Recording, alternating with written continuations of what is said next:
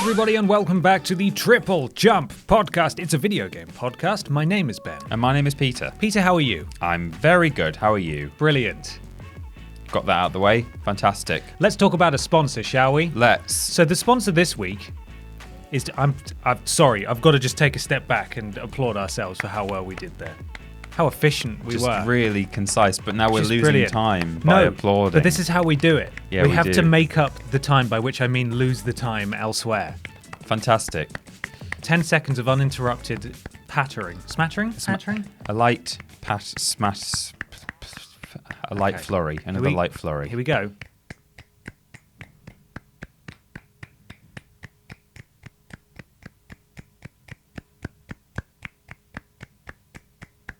That was really weird because not only was it very difficult to count with an irregular beat, I forgot to count. But also we were clapping at the same time, which of course is not how people. They don't go. Well, they do in some countries actually. That's weird. In some Isn't European clapping countries. Strange. Yeah, it is. Yeah. Fundamentally a weird thing. Anyway, let's talk about the sponsor for this week. They allow us to do the show, of course. We're eternally grateful for these very real sponsors. This week it's a film. Okay. We're sponsored by the upcoming movie Doom Fraternal. Oh, Doom Fraternal. Yes. Two brothers in a van. Honestly, And then very close. They went to hell. Yeah. Yeah, pretty much. Okay. So this it follows Greg and Johannes. They're two brothers. There's this demon invasion that happens. It's just hugely inconvenient. Oh, so many hijinks. It's a comedy. Oh yeah. It's written and directed by Paul Feig, who Doom of course is pretty funny. You'll know from Bridesmaids, The Heat, and the Ghostbusters all-female cast reboot. I think you mean Fiji. Fiji. I actually don't. Fiji. And it stars Kristen Wiig, and Melissa McCarthy as Greg and Johannes. Oh, okay. And Paul Feig just lets them do what they want. Yeah. It's all it's got an improvisational tone. Right. It's funny. It's empowering. There's a talking demon called Jeremy, Jeremy, who they're best mates with. What I'm saying is director and writer Paul Feig has done another outstanding job here by just sort of letting his cast run rampant over the whole production. Mm-hmm. And then he gets to just put his name on it at the end. And he just laughs along. He just goes, ha, ha, ha, They do all the work. Cut! That was perfect. So, Doom Fraternal, it's in cinemas next month. Mm-hmm. And again, it's about two bungling brothers just trying to save the day. The world's been taken over by demons, and it's up to the two bungling brothers, and Greg and Johannes, and Jeremy. Mm-hmm. But you don't meet Jeremy until Act 2. Okay. And then there's this whole betrayal thing where does Jeremy feel a stronger sense of camaraderie and kinship with the demons? Yeah. Or is it the love that the two brothers, played by Kristen Wiig and Melissa McCarthy, show that allows him to sort of see through the darkness and come to the light, even though he's a horribly deformed red horned boy? The real demons were the bad things that we did to other people down deep inside within us, our friendship, the friendship we made along the way. Exactly. .com. But it's not real. That's a lie, That's a lie. In fact, the only thing that is a lie there is that it's coming out next month because this is coming out in April. Oh, right, So, okay. tiny lie. Yeah. Don't worry, Doom Fraternal is not real and Paul Feig is nowhere near it.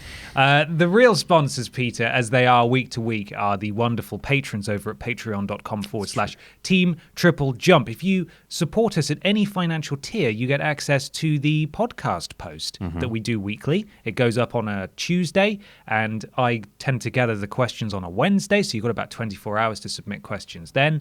And you can ask questions on the show. It supports us. The lowest tier that you can donate at is $1, which is extremely affordable. You don't have to, obviously. The fact that you're listening or watching this means the world to us, as it is. But if you want to ask questions and you want to support us in the process, then that's how you do it. But there are other tiers. We'll talk about those at the end of the show. Yeah. If you feel that you're able to support us a little bit more financially. But $1, you get to ask questions on the show. Speaking of which, it's Araran May, whose name I have typoed quite spectacularly. I'm really sorry, Araran. Araran May. There's an extra R in it. Will Araran? Araran May. What is a game that you have found yourself buying on multiple platforms? I'm playing Puzzle Quest on Switch, and this is at least the third time, DS, then iOS, now Switch, that I've bought it. My goodness. Wow. I've never heard of Puzzle Quest. I feel like I might have heard of it, but I have no idea what it is. It's in my head, just sort of in a box. What's Puzzle Quest? some information. It's in a Puzzle Quest Challenge of the Warlords is a game developed by Australian company Infinite Interactive. The game combines role-playing and tile-matching elements. Taking place in a high fantasy setting, the player moves their character around the game's world and encounters monsters and other enemies to fight as to gain experience. To fight as to gain experience. Brilliant. Thanks, Wikipedia. No, but maybe they fight as them, maybe. To fight as, comma, to gain experience. Oh, that's true. Possibly. Maybe I was reading it with the wrong intonation. Yeah, I don't know. My bad.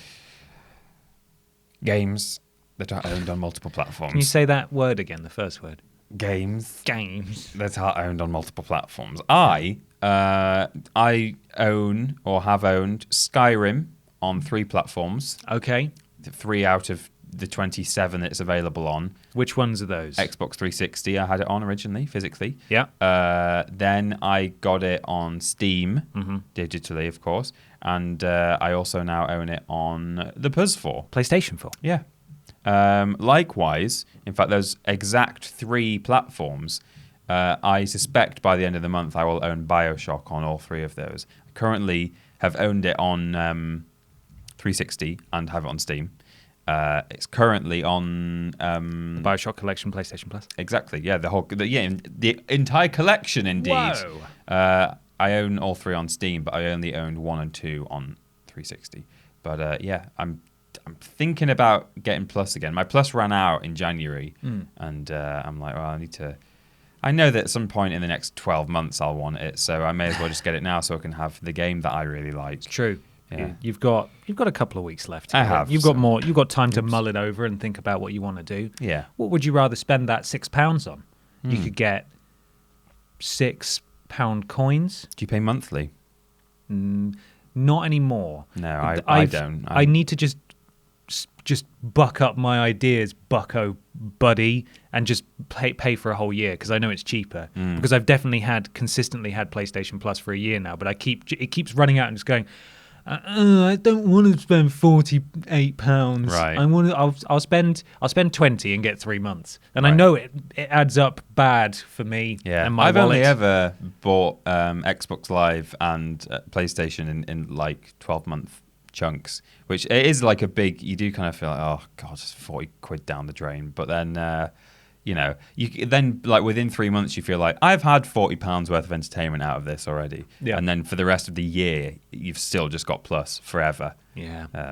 Forever for the rest of the year. Forever for the rest of the year. I do play online a lot though, so that actually makes it different. Not competitively, mind. Competitive multiplayer, I'm not a fan of, but I play co-op games online. So Right. Yeah. it makes sense for me to have it. What games do you own a million times? Can you guess? I'm trying to think of games that are out on lots of platforms. I mean, how many times have you had Skyrim? Probably only twice, right? Once? Yeah. One and done. Yeah. As I've spoken about before, played it a 1,000 million hours of it on PS3 the first month it came out, and then it just ruined it for me. You And never got it again for can't. PS4? No, not interested. Been tempted a couple of times and then just couldn't do it. Couldn't face it. Mind you, like, because you don't really play games on PC either, so it would No. have to be something that's just been available across the PlayStation years, just multiple times. So I don't know, Metal Gear Solid, but you wouldn't buy that. Like, for what's the answer? Okay, that's the real question. Yeah. Final Fantasy VII. Oh, of course. I own it on 5 platforms. I own it physically. 5? Yep, I own it physically on PS1, a UK copy. I own it physically on PS1, a Japanese copy. I own it physically on PC. Do you? Yep. I own it digitally on PS4, and I own it digitally on the PlayStation Classics PS3, PSP/Vita digital release that they did. The PS4 one with trophies and stuff. So that's 5. I've got 5 copies of that. Wowzer. And if the remake counts, that's a 6th. Yeah. Going up, that's a 10. God, that is a 10. So that's a lot. I was thinking maybe the Pokemon games, but actually no, because they don't release them on many platforms. Yeah. I've got many copies of them, but in terms of individual releases, Final Fantasy VII, 5 whole releases. Gee Willikers, am I right? Wilsons, yeah. Let's move on to something that we've actively been playing rather than just collecting and buying again like a big silly boy or girl. Or girl. It's time for What We Playin'.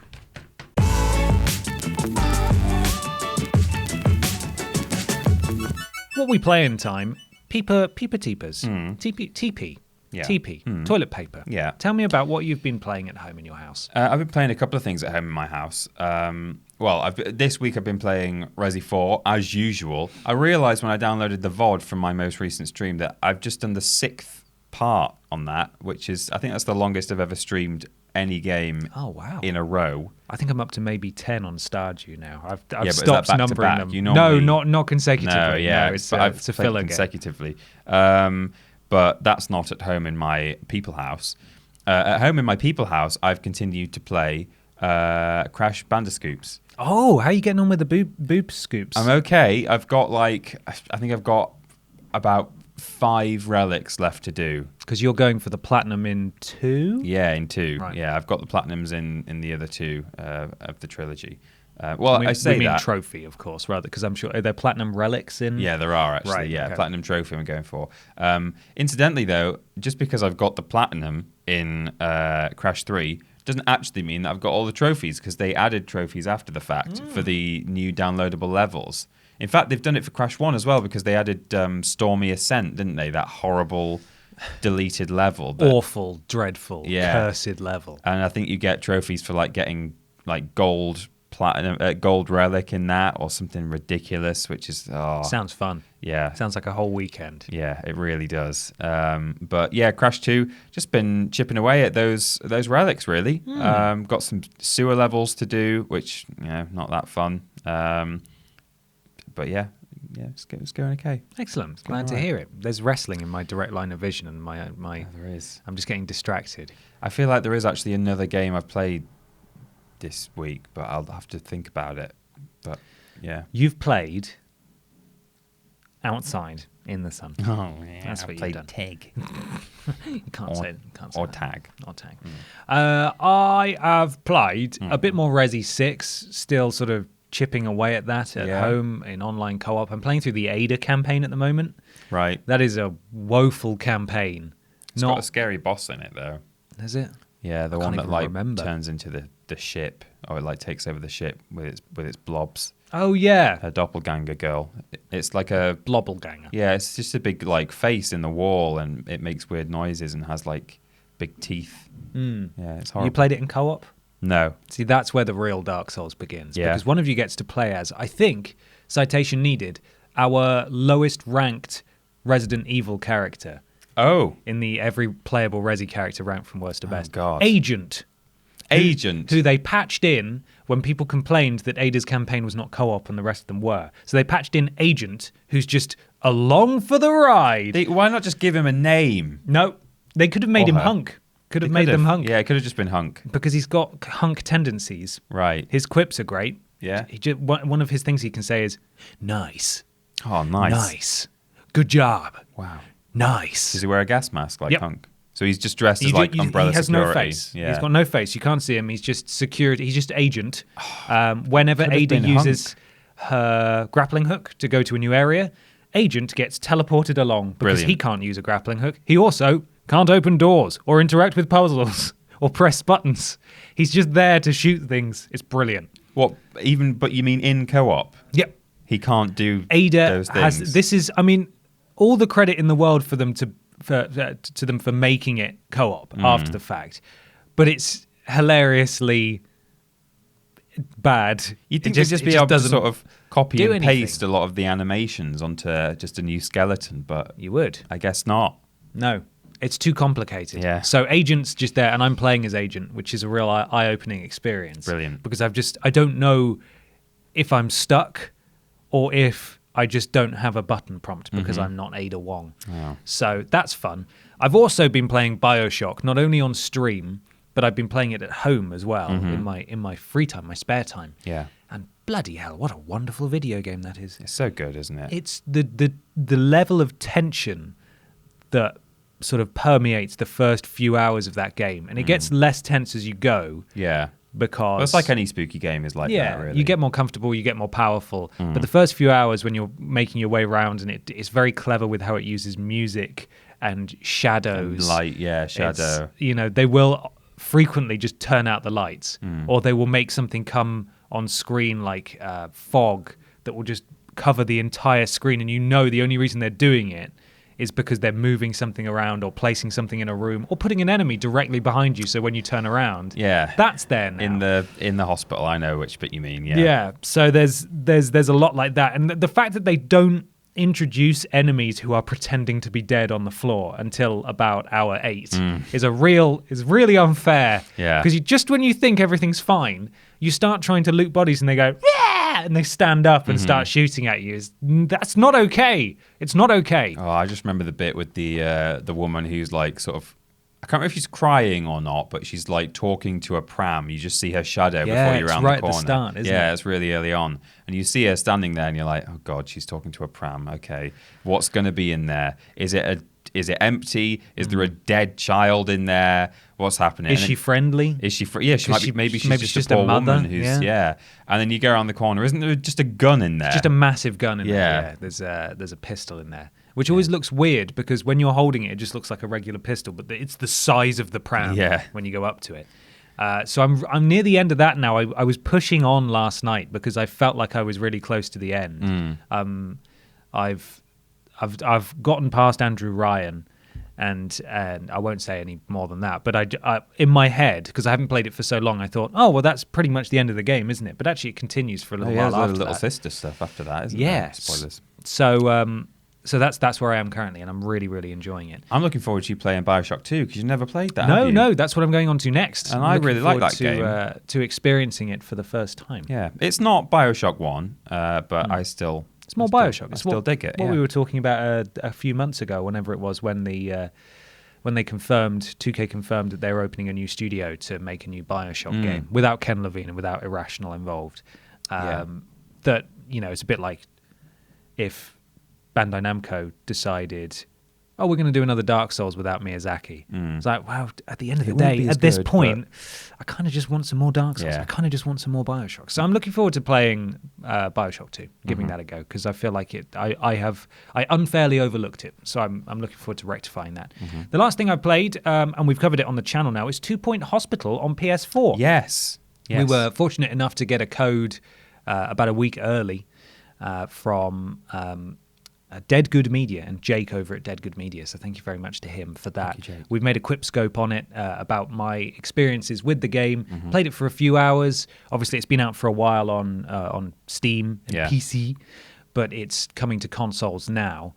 So I believe that's out properly next week. Yeah. So make sure you give that a good old go. I'm really looking forward to it. I really like it. At the time of recording, I've not played. We were very kindly given 2 codes, actually, so we could both play it. And I'm yet to play mine, but really excited to. Yeah, it's really good. I mean, I haven't obviously played the PC version, so I've got nothing to compare it to. But as my first time experiencing 2 Point Hospital full stop, it's really good. It's a really good approximation to theme hospital, and anyone who's interested in that sort of quirky 90s British game developer humor, rare humor, you should go check that out. Was it rare? No, it was Bullfrog. No, it was Bullfrog. Yeah, but I thought you meant unusual. Right, yeah. Uncommon. Rare, uncommon. No, it was but Bullfrog. that sort of, it's sort of rare Bullfrog, those 90s British developers that, and who was it that did Black and White and Fable?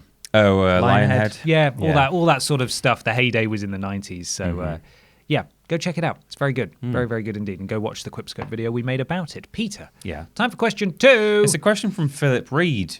Will Philip read? No, but he will write. No, but our Aaron may. Who's Aaron? Our Aaron. Our Aaron. Are there any... Would you like to read this one? No. Are there... No, I don't. I actively don't want to. Are there... No. Any enemies or bosses you felt bad about killing? I'm replaying Hollow Knight, which is great, by the way, and nearly all of the baddies initiate combat, so fighting them is just part of your own survival. In a few cases, though, you'll need to kill something docile, as they say in America. Docile. Just because it's in your way. That sort of makes you the baddie, in that case. Which murders have you felt bad about or regretted committing? In brackets, no real-life murder confessions, please. Peter Rostin. We do not need your confessions here. We do not want your confessions. I got one. Yeah. Sif from Dark Souls. Oh, Sif. Sif. It's a pretty good cleaning product, though, to be fair. Sif. Just it's not a pun. Don't try and work it out. It's just an No. actual... I'm just. I understand. I'm just letting it. I'm just letting you hang. letting it. Okay, let me. I'll do it again. Then let it go hang. on. Oh, Sif. But I mean, it's a pretty good cleaning product, though. So because it's a real cleaning product. That's a great future sponsor, though. You should hold on. You should put that one in your back pocket. Sif, the dog. Sif the wolf. Sif, the dog man. I'm aware of Sif. Having not played the game, I'm still aware of Sif, and it's sad. It is sad. So Sif is the faithful wolf puppy hound of Artorias, A big one. the knight. It's a big puppy. He's hound. a huge puppy hound. He's massive. He's guarding the grave of Artorias. He's not undead. He's not a demon. He's not a monster. But he picks up his master's sword as you go to plunder his grave for an item that you need. And it's his duty to protect the grave. Yeah. And he reluctantly picks up the sword, and he does battle with you, and he makes sort of squeaking noises when you hit him. And towards the end of the fight, he starts limping, and it's not awesome at all. No. And if you play the DLC, Artorias of the Abyss, which sort of transports you back in time to allow you to actually fight Artorias, because he's a hero of legend, but he's succumbed to the Abyss and been sort of turned, and he's gone mad, and you need to kill him. You find Sif as a puppy, Yeah. and you can save Sif the puppy and summon Sif the puppy for the final battle of the DLC. So you've got little puppy Sif running alongside you, fighting in the battle. So he's your friend even more than he was before. Yeah, and he's not very good because he's a puppy, and you're fighting Manus, the World Eater, or whatever the hell it is, the Abyss Maker, the Earthquaker, the Ground Shaker. Yeah. The Manus, the being who stirs his tea and then puts the teaspoon back in the sugar. Oh no. That's what you're fighting. Manus the ball fondler. Yeah. I mean, that could be a good thing depending on what you're into. True. But Sif is not massively effective in that fight. And after you've done that, if you play it in the order where you do that before you fight Sif, if you then go and fight Sif, you get a different cutscene where Sif pins you to the ground, sniffs you, and recognizes you. Oh god. And then even more reluctantly goes to pick up its sword and fight you. Sif, no. It's really sad. So that is one that was just sort of a sad necessity in a game that makes you kill a lot of things that want to kill you. Yeah, and then suddenly you meet this thing that, it's just doing its duty, but you still have to kill it. Yeah. It's sad. You do. In a similar way, but kind of might be a bit of a weird choice. I find that almost all, some more than others, of the enemies in BioShock, I actually feel really sorry for. But I mean, I'm mostly talking about, obviously, Little Sisters, but they're not really your enemies, are they?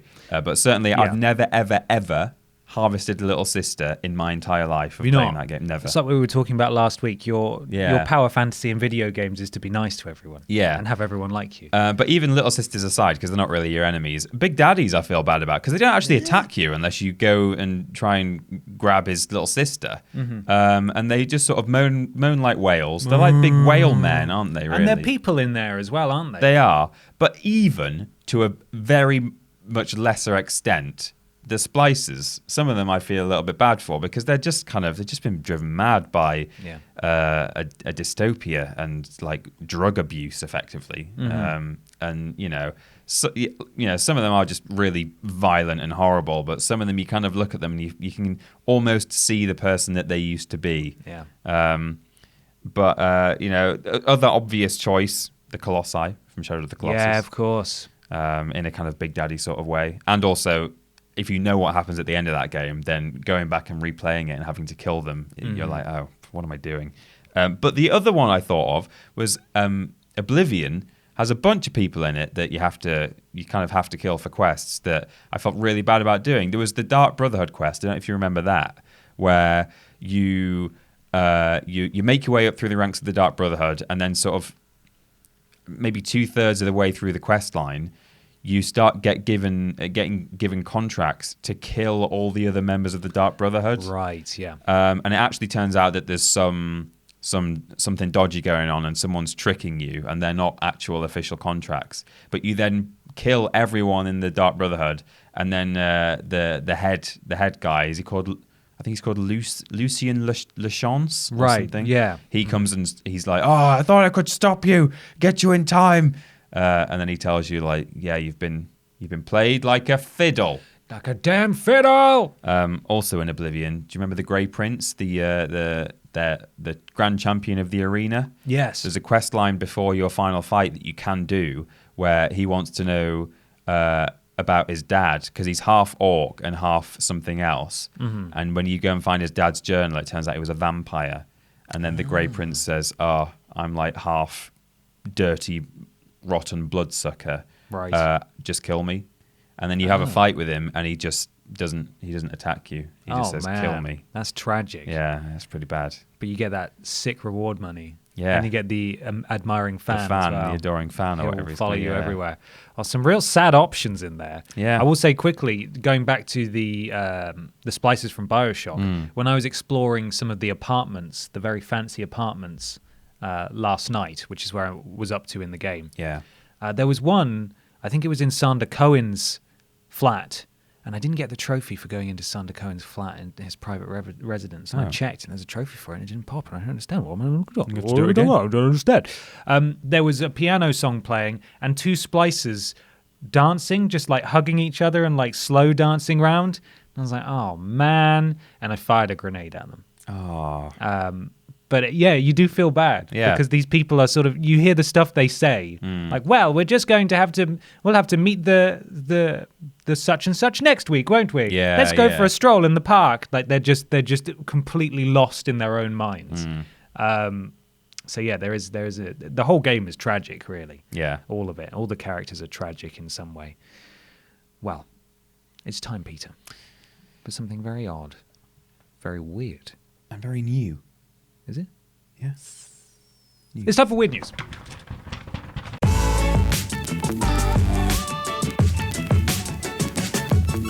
Weird news time. Yes. Peter, is it going to get strange in here? It's going to get very strange. It's also going to get sweary. I'm warning everyone now. Are you going to do a swear? I'm going to say one swear word. What level of swear are we talking? F, S? F. F. I'm going to say the F word. Do you have to? Yeah. Can you say flip instead? I think just for effect, I need to say it once, and then after that, I will just say flip. Okay. But it won't have the same, even if you know what I'm substituting it for, it won't have the same effect unless I say it. Okay. Everybody listening, there is going to be one uncensored, that's the word, isn't it? Not uncensored. No. Uncensored swear word in a matter of moments. Please avert your ears if you are delicate, and then normal, safe for work broadcasting will resume. Turn Granny's wireless radio up really loud so she can't hear. Turn off her hearing aids. Oh, no, don't do that. Just lock her out the room. Yeah. This is according to Kotaku.co.uk, Alistair Jones. Steam's Google description briefly reads, "Fuck Epic Games Store." Wow. There we go. I'm not going to say that word anymore. Okay. If you weren't looking for a specific PC gaming platform on Google earlier today, you may have been met with a surprising result. For a few hours this morning, the search engine's description of Steam's official website read "Flip Epic Games Store," followed by a ream of weird symbols. That is what it looks like. Welcome to Steam. And that was the description Flip underneath. Epic Games Store. Flip Epic Games Store. And then a few symbols. Strange symbols. Kotaku got this via PC Games N, it says. That's obviously quite a blunder, but thankfully, it only showed up if your search term was Steam Store. It also poses the question of how exactly this happened. It's not exactly great PR for one website to be taking profanity-ridden shots at another. The answer appears to stem from a particular review posted in the early hours of Tuesday morning by a Steam user going by the name Rommel. His review of Metro Exodus, which arrived on Valve's platform recently after a year on Epic Store, reads, "Flip Epic Games Store," followed by ASCII art. Is that how it's pronounced? I've never really said that out loud. ASCII. ASCII art of a raised middle finger. These reviews can appear next to the relevant game on Steam's homepage. So it's possible Rommel showed up this morning on the homepage before being scraped up by the Google bots and put into the description, I guess. Oh. Either way, someone appears to have taken action as the Google description has returned to normal. But there you go. Wow. So someone posted a review that said Flip Epic Games Store, and Google thought that is what it should include in the description for Steam Store. Gotta love that. Faultless algorithm. It yeah. works really well. Well, we can't have that as the headline story for the we episode, can't. can we? No, So absolutely no not. pressure on me So at all. I really, really hope that you're not talking about war crimes or something. It's been 1 week since you looked at me. 1 month since we last talked about this game. Could it be Fallout 76? Oh, it might be. We go back to Kotaku now. Backtaku. Yeah. Kobaku. Kobaku, yeah. Kotaku. This comes from Ethan Gack. Fallout 76 players keep crashing servers to duplicate the game's strongest armor. It's happening again. Oh, dear. Fallout 76's Strangler Heart power armor is very strong, and it's... Sorry, I thought the camera turned off then. That was really weird. It caught my eye. You ever get that sometimes where nothing moves, but something reflective in your room, in a room you're in, suddenly catches your eye, like, what's that? Yeah. I don't know what it is about your brain that makes you do that, but for some reason, I thought the display had turned off on the camera and something bad was happening. Let me try again. Fallout 76's Strangler Heart power armor is very strong, and it's supposed to be incredibly hard to get. But thanks to the game's latest duplication exploit, more players than ever are running around in it. While Fallout 76 has been plagued by duplication glitches of one sort or another for most of its existence, this latest one revolves around trading sets of Strangler Heart power armor, a reward for completing the game's arduous Vault 94 raids that were meant to be one of a kind. Unlike other items in the game, the Strangler power armor can only be crafted from plans dropped in the raid. The plans can't be traded either. Don't do the raids, don't get the power armor. Except that now, thanks to a new exploit, the rare gear is easier than ever to acquire. Brilliant. Pulling off the exploit requires 2 players. The first drops their Strangler power armor so the second player can hop into it and claim it as their own. They then immediately crash the server so that when they log back on, the game thinks they both own a set. Crashing the server on command might seem hard, but thanks to a building glitch that lets players stack as many metal walls on top of one another as they like, it's actually quite easy. Oh, God. As a result, the game's subreddit is currently full of reports from players across PS4 and Xbox One complaining about both unstable servers and an abundance of Strangler power armor. Sites like eBay and other black market hotbeds for trading in-game loot are currently full of listings for the gear, with prices dropping as low as $10 in some cases. It's understandable why players might be willing to fork over the equivalent of one of Fallout 76's microtransactions for the set, since it's so hard to get the standard way. In addition to needing to collect all the crafting plans for the Strangler power armor, players also have to collect enough Vault 94 steel to actually make it, requiring dozens of hours stuck carrying out the same tedious raid missions over and over. God. I mean, the worst part about that is that the duplication glitch requires the players to crash a multiplayer server, not a private server, a server that's like being run by Bethesda. So that there's, how many, is it like about 12 players to a server in that game? Or something to a world, like that. sorry. Yeah, I think you can have up to 20 of something. Oh, right. Okay. Well, so in any case, if there's a fairly full world and then someone decides that they're going to do that glitch, that's like, 12 to 20 people who are going to have their server crashed because someone wants some armor. Yeah. So also, wow. some of my most frustrating times with Fallout 76 were because of server crashes. Like launching nukes was a complete task. Yeah. Because it took about an hour and a half of actually playing it to get from the start of entering the bunker to launching the codes, because you have to go all over this underground nuclear bunker, depending on which one you go to. It's exactly the same.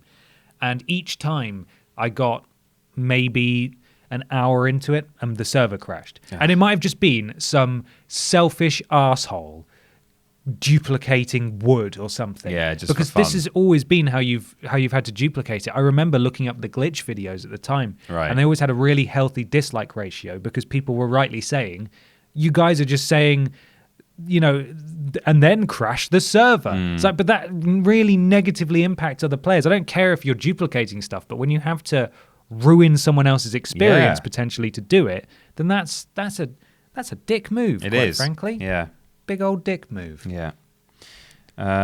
Well, God, on that bombshell, should we move on to question 3? Yeah, let's do it. It's from Jim Johns. Jim Johns. Yeah, I will. Yeah. Hi, BB and TP. Hi. Are the company practices of EA, Ubisoft, and Activision hurting the games industry, with them intentionally shipping lower quality, unfinished products to maximize profits, expecting customers to pay full price for incomplete products? Seems unsustainable. What would it take for this corporate greed to end and get back to making quality games like they used to? Mass Effect 2, Dead Space, Mirror's Edge, Beyond Good and Evil, Splinter Cell. I do not buy games from EA or Ubisoft anymore, as they don't seem to care about the games or the experience the players have with them. Why do you think people keep buying unfinished games from these companies rather than waiting to buy better games from better companies like Naughty Dog and Santa Monica? Thank you, Jim Johns. You, JJ.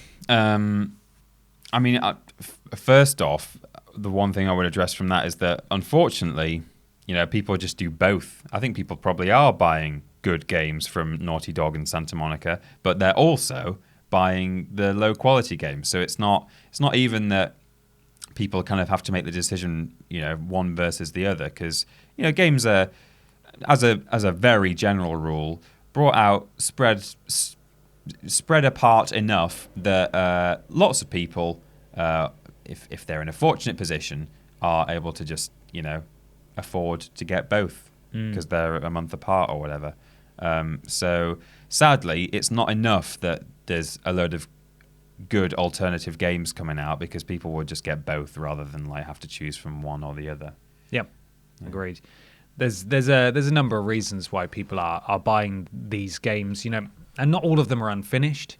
Some of them are just bad. You look at Ghost Recon Breakpoint. It's just a bad game. Yeah, just a really bad game.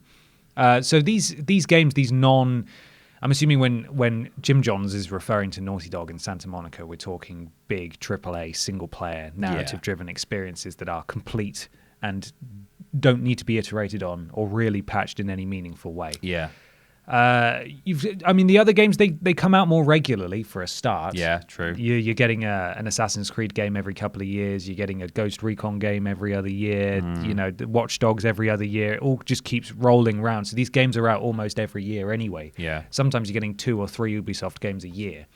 And people just want to buy them. Yeah. And they're also usually of decent quality. They're usually of decent enough quality. You're expecting 80s maybe for most of these games, 80% scores. So you're getting you may not enjoy them. They may not be for you, but if you're getting a Far Cry game, it's going to be of a certain quality, even if, in my opinion, you're playing the same game you've been playing for the past 5 years with a different coat of paint on it. Yeah, I agree. But as much as that is the case, they do happen to just look superficially enticing, and you say, they're getting 80% or whatever. So people aren't going to be turned off enough in that respect. They also have a bigger marketing budget. You see them everywhere. You see Ghost Recon on buses. You see Far Cry on TV spots before films at the cinema and all sorts of other things. So these games permeate the more casual gaming audience far more than let's say Uncharted 4 would have, even though, or would have, sorry, how embarrassing. Would have. Uncharted 4, though, these big games, they still have a really big marketing push, but they are ultimately targeted towards a core audience who are already invested in them.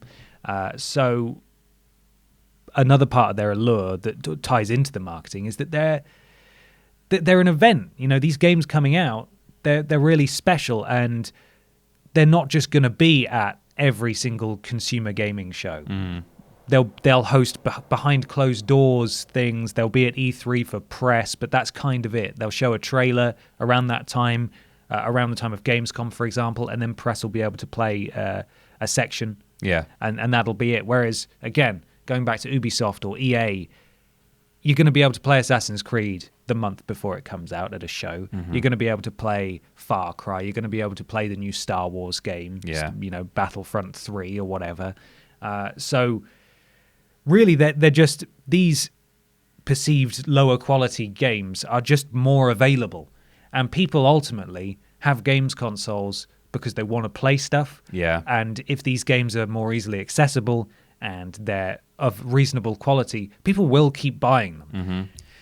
Also, I mean, you know, I'm only sort of dealing with the examples given here by Jim Johns, and there might be I love saying that name, Jim Johns, and there might be plenty of others that sort of break this rule. But looking at that, you know, EA, Ubisoft, Activision, those games by those companies, as a general rule, are released multi-platform.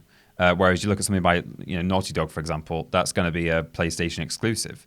And so if those things are going out on all platforms, you only have to, in a way, you only have to satisfy a slightly smaller section of the pie, percentage-wise, because that percentage spread across several platforms means you're still going to do massive numbers on your sales. So, you know, it might not even necessarily be that these games continue to be made because loads of people are buying them, like proportionally. It's more like loads of people are buying them cumulatively, because when they're spread across several platforms, your sales are going to be higher anyway, and that supports games like this being made. Even if you actually broke down and looked at the stats, you know, I don't know the answer to this, but maybe it's the case that like a Naughty Dog game on PlayStation sells more than an Ubisoft game on PlayStation alone. It probably isn't actually the case, but you know, it would be interesting to see those stats and how they compare. Yeah. And moving on to Jim John's other point about the fact, you know, when will the corporate greed end? It won't, unfortunately. No, never will. The main point is, though, when you're talking about unfinished products to maximize profits, you're talking, I'm assuming, about microtransactions and season passes and all that kind of stuff.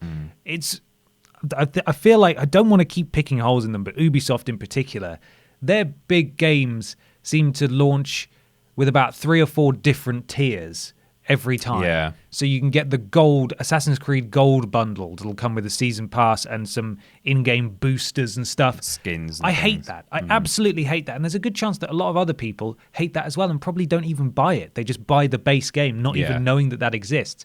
But if you want, it's sort of a tale as old as time. If you want something to change, you have to not buy it. Yeah. And the more people that don't buy it, the better. And I know that it feels futile sometimes because, you know, it's Assassin's Creed and I want to play the new Assassin's Creed. Yeah. I don't like the fact that there's a gold and a platinum and a silver package or whatever the hell it is. But I do, you know, I want to play the new Assassin's Creed, so I'm going to buy it. But the fewer people that do buy it and do buy the premium versions, the more they'll take a step back and look at that. And that goes for, again, talking about Ghost Recon Breakpoint, which was reviewed so poorly that it caused Ubisoft to delay most of the games from their original sort of release points that they had in the pipeline because they needed to go back and rework them. And this was the low point for them. This was the breaking point for them, where they realized that actually, okay, something is unsustainable here. We're seeing low sales. We're seeing really poor reviews. Our method is flawed. Let's go away and fix that. And that's how it happens a lot of the time. Something really bad happens, like with Star Wars Battlefront 2, or people just stop buying it, or a combination of both. And then when something good comes along, like Star Wars Jedi Fallen Order, which is probably what you're referring to in terms of something that is a complete product, even though it was pretty glitchy, didn't really work very well. Lots of people bought it, and that sends a very clear signal. Well, they're talking about it now, people about doing another one. Well, now, exactly. Yeah, people want that. There's a huge audience for that that will support it. Sometimes just by virtue of the fact that they don't feel like they're being taken for a ride. That they've bought a game and then they're having to continue to pay money into it to get the full experience. Yeah, and it's nice to sort of see that actually happening, both in terms of EA being told, hey, do more of this, and Ubisoft being told, hey, do less of this. Because I think there is definitely a sense of futility in that, you know, if you'd asked me even just 6 months ago, like, do you think the corporate greed will ever, or do you think these practices will ever, you know, even be remotely toned down? I probably would have said no. And, you know, even if the advice is, well, vote with your wallet, you know, if you don't like something, don't buy it. I would, and this is a really bad philosophy and really bad example to live by, but I would have said, like, well, you know, you can choose not to buy the latest Assassin's Creed, but like, everyone else is going to, so what's the point? You may as well just buy it. That's a really bad way to live. That's like saying, well, I'm not going to go and vote because the people who I don't like always win. It's impossible to live ethically as well. Yeah. You can't. There's no way to live perfectly. No. You'd be miserable. You wouldn't be able to do anything. But I'm evidently being proven wrong because finally people are saying, no, Ubi, stop it. Ubi, stop. Ubi, stop. Yeah. And EA, more like, keep doing it. Keep doing that. But you can also stop with Anthem. You can stop that one. No, they're still doing plenty of bad things. No, they definitely are. It's not perfect, but it's clearly improving or something's changing anyway. It will be interesting to see how these business models sort of translate to PS5 and the new generation that's coming, and whether people will stand for it. Yeah. What we've got to remember, though, is that we're in an echo chamber. We are surrounded. We run in circles where people have very similar opinions. Yeah. But we're not the majority. We are the hardcore minority. There are maybe 2 million, 3, 4, 5 million really in tune video game enthusiasts, perhaps on the planet. Right. And the PS4 has sold 106 million units.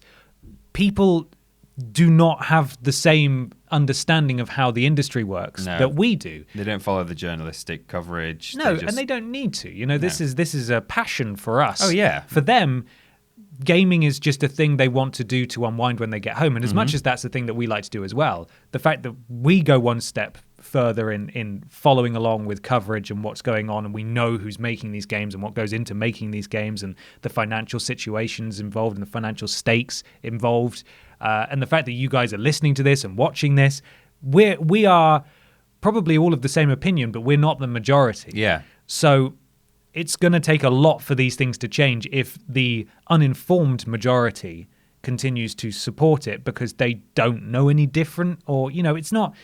This isn't to be seen as me sort of ragging on them in any way, because they just genuinely don't care, and that's fine. No, yeah, exactly. Ultimately, people aren't obliged to follow you just don't have to buy it. Yeah. That's the bottom line here. It's not it's not life or death. It's not really that important in the grand scheme of things. It's but just a game, Ninja. It's just a game, Ninja. It's just a game. So don't, as much as we want things to change, if they are going to, it's going to take a while, because while we may all be singing from the same hymn sheet, the vast majority of people don't even know there's a hymn sheet to sing from. Yeah. A guy who came to give me a Tesco delivery the other day brought it into my kitchen for me, which is very nice. They don't always do that. Oh. And I don't let them into my house. Don't you? No, I just sort of take it at the door. I just put on my rubber gloves so I don't have to touch them. Yeah. And I've got a glass coffee table, and underneath the pane of glass, I've got a load of old games. And he started talking about games while I was standing there unpacking it.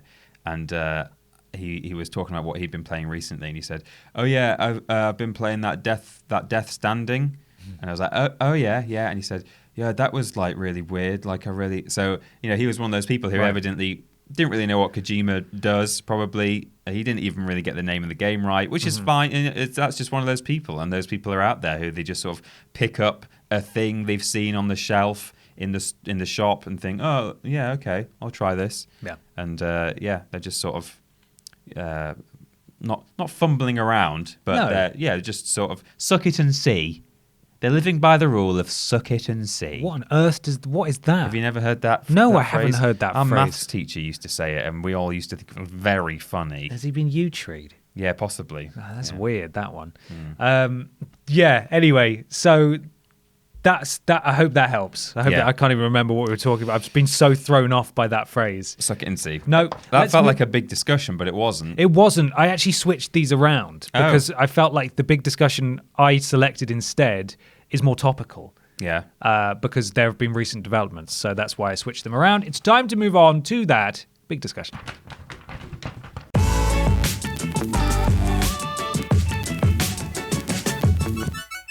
It's big discussion time. Peter, the big discussion comes from Connor Palmer. Connor Palmer. Palmer. Palmer. Palmer. Connor Palmer.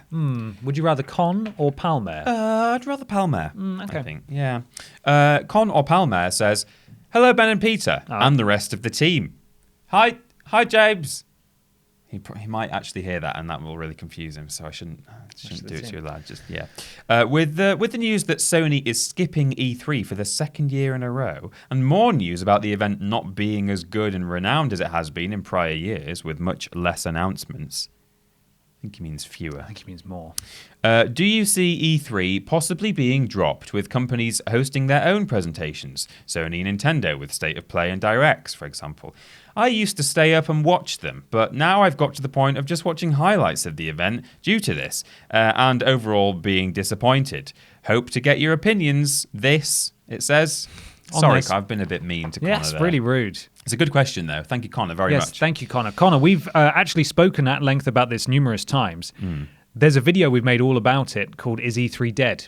That will probably give you every single answer you could possibly want. Go and look that up. I'll also put it in the link dump if I remember. The main reason I chose this, though, is because there have been more developments this week in the past week or so about who's actually going to be there. We've had another high-profile dropout, Peter. Yes. It's Hideo Kojima's best friend.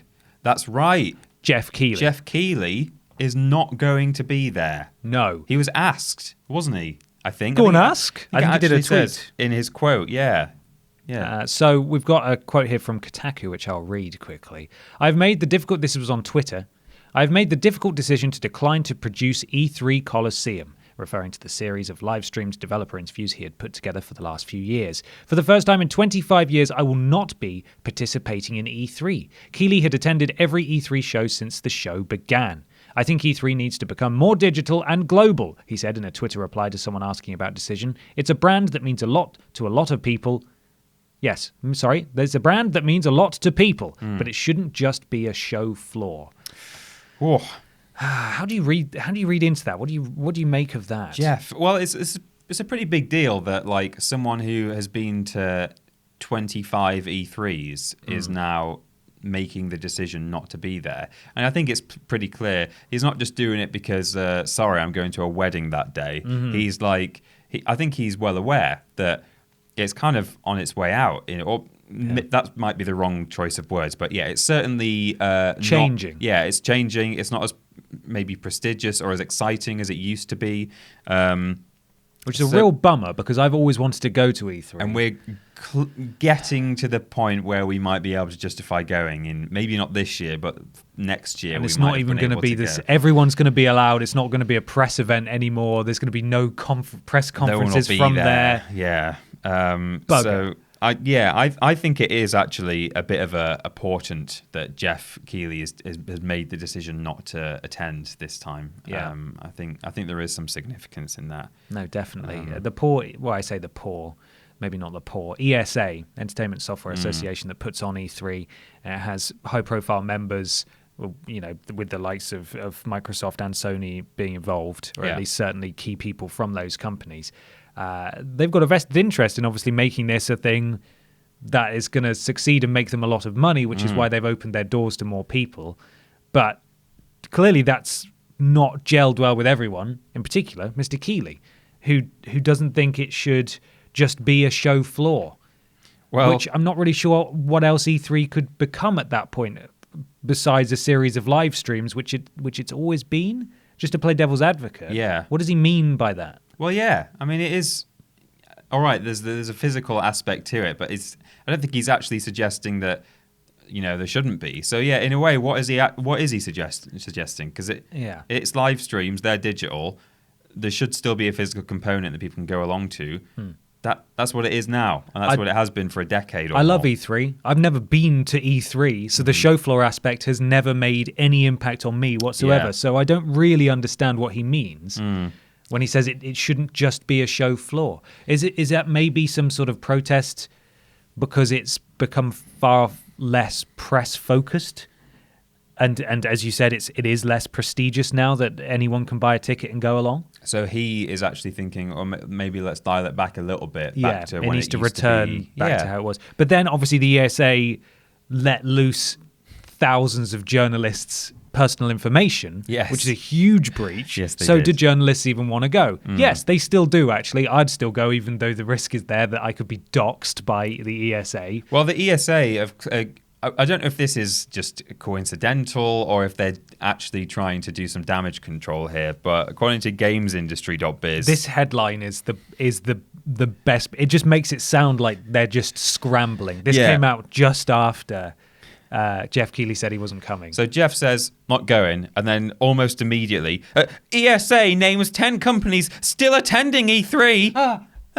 Don't worry. Oh, God. They're still going to be there. They'll be all right. We've got them right here. Several outfits will be there, including Xbox, Nintendo, Ubisoft, Bethesda Softworks, Sega, Capcom, Squeenix, Take-Two Interactive, Bandai Namco, and Warner Bros. Warner Bros. Yeah. So the usual players, basically. I mean, I wasn't expecting them to not be there, but it does feel like they're very much on the back foot. Sony's not coming again. Now, Geoff Keighley's not coming. Nintendo are there on the show floor, but they're not doing a press conference from there. Microsoft are there on the show floor, but they're not doing a press conference from there. EA, they're not on there, are they? EA aren't there. No, they're not. They've been doing their satellite event for a while. I'm not sure if there was some rumblings about them not even showing up with their satellite event this year. Because they did EA that, Play. Like the day before last time, didn't they? They did. Or maybe even on the day, was it? It was pretty much at the start of E3. But Stadia's not there, which isn't a surprise because I wouldn't want to set up Google Stadia in an environment where everyone's competing for bandwidth. No, because it wouldn't work. Yeah, which kind of defeats the idea. point. But I mean, at least I think for as long as Ubisoft and Bethesda and I guess sort of Square Enix, Bandai Namco maybe even if there are going to be some press conferences from companies like that who are always bringing out, as we said in a previous question, good quality games, 80% sort of games, even if they're a little bit buggy at times on release. Yeah, a little bit repetitive. Yeah, then I think people will always want to watch. I think the day that the ESA lose, Ubisoft and Bethesda are probably the two big ones there in terms of press conference. Then it's a shaky ground going on from there, I think. Yeah, I agree. I think it's really standing the risk of just becoming another consumer show, which isn't a bad thing, but this is the only thing really that set E3 apart. Yeah. Gamescom has become a consumer-focused show. Tokyo Game Show doesn't have any press conferences at it anymore, and that used to be one of the big gaming news destinations for the year. Yeah. It'd be Gamescom, E3, and Tokyo Game Show. Then we had Paris Games Week for a hot minute that was important, and then it now isn't. And, I think a lot of these companies are realizing, these companies that are putting on these events are realizing that the overhead, the cost of putting on these shows, they can't justify it purely being a press-only event. Yeah. So they have to get the public involved. But when the public get involved, it's not that the press stick their nose up at it, but it certainly lowers the prestige of those events. It certainly makes it less exclusive and makes it less likely for there to be any news coming out of it. And increasingly, as we move away from traditional press conferences and the Nintendo Directs and the PlayStation, whatever the hell it's called, State of Play, and you've got EA doing their EA Play stuff as well, it's seeming more and more likely that these shows are either going to continue to fade or they're just going to disappear entirely. Yeah, I mean, I even wonder whether any of it can be explained by people being more connected and digitally minded now. I mean, I get it's a bit late for that to be the reason. I maybe would have expected that 5 or 10 years ago, but just rolling with it, like maybe because in recent years everyone is just on social media, every day.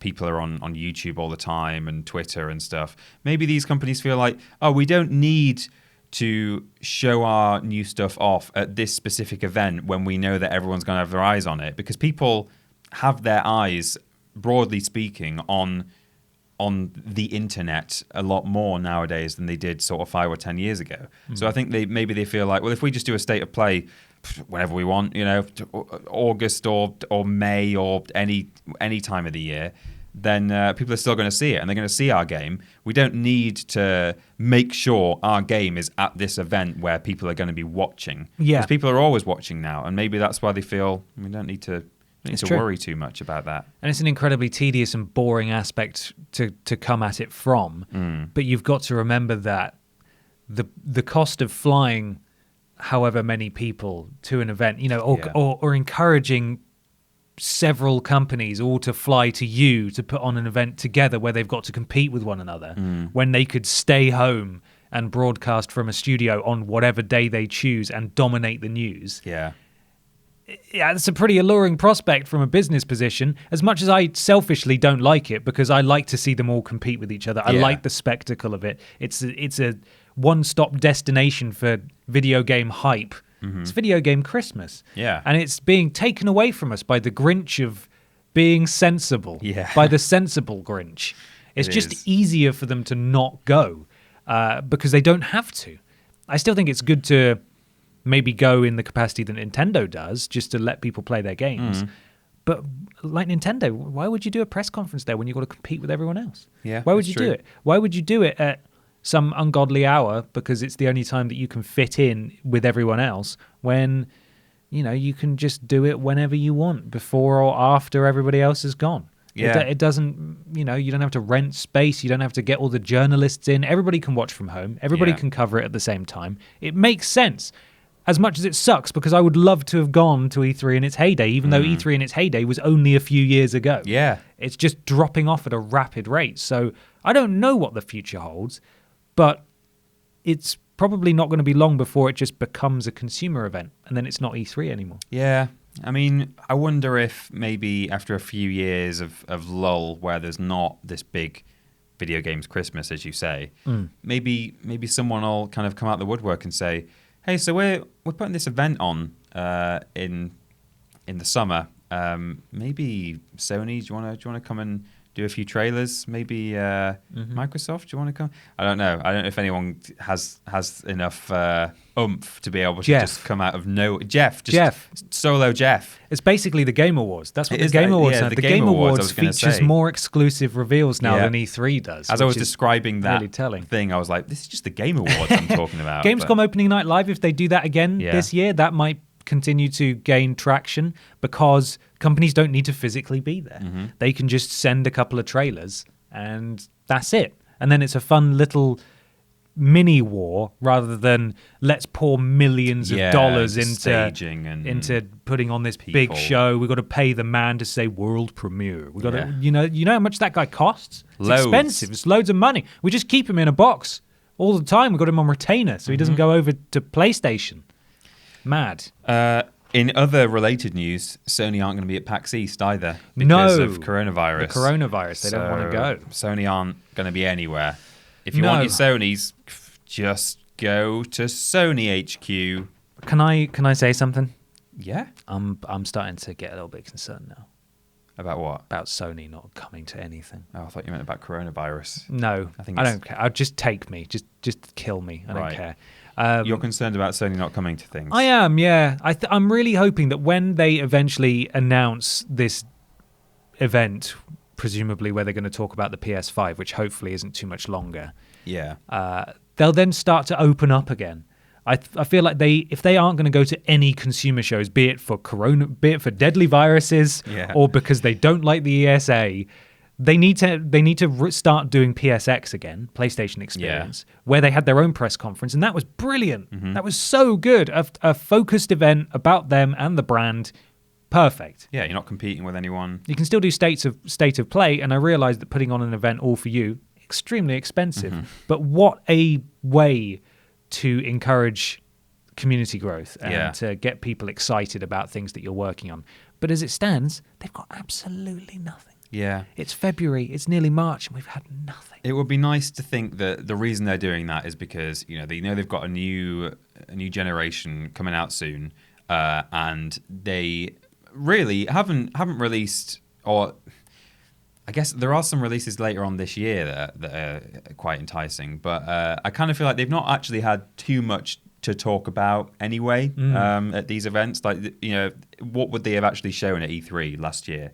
Like, I don't really know. Maybe like one or two things. But, hopefully the reason they've not been attending is because they feel like we don't have a massive, like, sort of package of things that we can, like, compete with the other conferences with. So we're not going to bother showing up and doing, like, here's 3 games we're doing. Right. So, yeah, maybe when they've got a whole new platform to work with, and hopefully there's a bunch of exciting exclusives coming out, they might feel the need to start showing up to these things again. But, yeah. I hope they're just being quiet because they're building something. Yeah, exactly. And then they can just explode and be like, okay, we're back. We've been quiet for the last year because the wind down of the console. Yeah, that's what I mean. Here we go. Mm. That's best case scenario. They may just continue to be weird and quiet, and then they start to annoy people, which is not what they want at all. Right. There you go. Let us know what you think about all that in the comments below. Very big. Let's move on to the end of the show. Peter, if people wanted to get in contact with us, how would they do that and how would they find us? We're at Team TripleJump, flipping everywhere. Yeah. YouTube.com and Twitch.tv /Team TripleJump. That's where all our content goes out. We've got videos on YouTube, of course. That's what it's for. And also streams on Twitch and YouTube, which are modded in both cases by Lord Brotovich and Cecil Prumps. Thank you. Thank you. Our social medias are twitter.com and facebook.com /Team TripleJump. Luke Eldon is over on Facebook, the Elden Ring, just looking after the Facebook. So he's there doing great work. We've got a Patreon, patreon.com /you guessed it, Team TripleJump. No way. You can ask questions for the podcast. You can see Worst Games Ever early. You can get exclusive access to a special room in our Discord, which is bit.ly /Team TripleJump, modded by Jack, Joe, and Crimson Dragonfly. There's all kinds of rewards on that Patreon. The podcast, if you're watching on video, is available in audio form at play.acast.com /s /TripleJump. And the website is triplej.merp. We got a shop. We got careers. Not right now. Well, we don't have careers, but we've got a page for careers that doesn't have anything on it at the moment. Yeah, is it even live? Maybe not. Might not even be there. I think it might be there, but empty, but I'm not sure. Either way, no jobs currently. No. Go away. We have lists, Peter. Every Tuesday and Thursday, streams every Monday, Tuesday and Thursday. Monday, Tuesday being on Twitch, the solo streams. Thursday being the joint Blaze It stream on YouTube. Worst Games Ever. It's fortnightly. Friday for patrons of a certain tier. That's $5, isn't it? It is. And Sunday for everybody else. It is a Worst Games Ever week. There will be an episode of Worst Games Ever tomorrow for everybody, and it would have been yesterday at the time of release for the patrons. Podcast every Saturday. Shows every other week. Now, you can follow Peter and I on Twitter if you like, at that Peter Austin and at confused_dude, and on Instagram at that Peter Austin and at Ben Potter 20. I changed my PSN name to that Peter Austin now. Did you? Have you done it? Yeah, because I wasn't able to do it before because it was like an offensive term. Somewhere in there. Yeah. So Peter is no longer an offensive term now. Yeah, it's not an offensive term. So I'm now that Peter Austin, That's which is so nice because exciting. it just matches everywhere, which is good. Don't try and add me. I don't add anyone who I don't know. You need to lock down your friend request. That's I what already I've have done. Yeah. Yeah. But that's what I mean. Don't bother looking for me because I'm not there. You won't find me. No. I'm a ghost. Leave us a review on iTunes, won't you? Please. It helps. Something to do with algorithms. Now, obviously, this week we've got Worst Games Ever, but also we had a world exclusive stream on YouTube premiere of Murder by Numbers, which is a fantastic little puzzle game. It comes from the glorious minds of Behind Hatoful Boyfriend. Yeah. And among other things, I think it's got music from the Ace Attorney musical person. Brilliant little game. We were fortunate enough to be one of 2 people, the other being Hannah, formerly of the Oxcast, who we worked with a couple of years ago, to stream the game for the first time. So if you're interested in that game, you're interested in puzzle games, please come check it out. It's going to be on Switch and Steam and all sorts of other places, I think. So we'll have the full details on the stream. The VOD will be going up on Monday. So go check it out. Yeah. Go check that out. Right, just enough time to talk about today's sponsor. Who is it, Ben? It's Doom Fraternal. It's a new movie. It's directed by Paul Feig of Bridesmaids, The Heat, and the Ghostbusters all-female remake fame. And it stars Kristen Wiig as Greg and Melissa McCarthy as Johanna's 2 brothers who have survived the end of the world. There's a demon invasion. They befriend a demon called Jeremy. Jeremy. It's all fun. They're a couple of bumbling fools. You won't believe the hijinks they get into. It's crazy. Paul Feig just lets them do whatever they want, as Paul Feig tends to do. And wow, comedy brilliance. You should go check it out. It's in cinemas in March.